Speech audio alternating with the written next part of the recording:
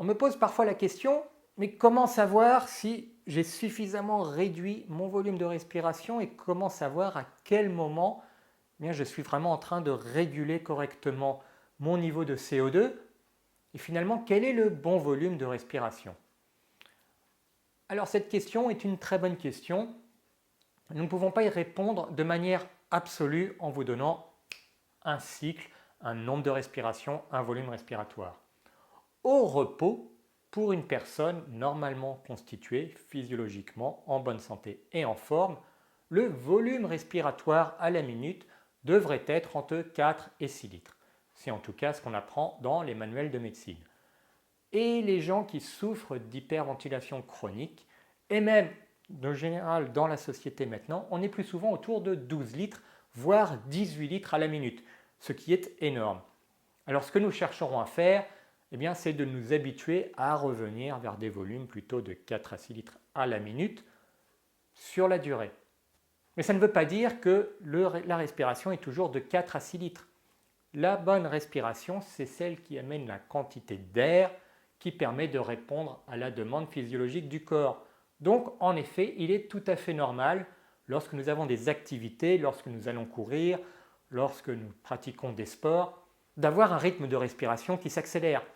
Ce n'est pas de l'hyperventilation, car c'est un rythme qui s'accélère pour répondre à la demande du corps. Donc le volume respiratoire peut être plus élevé, mais parce qu'il correspond à une situation particulière où la demande physiologique du corps est plus élevée et il demande plus d'oxygène.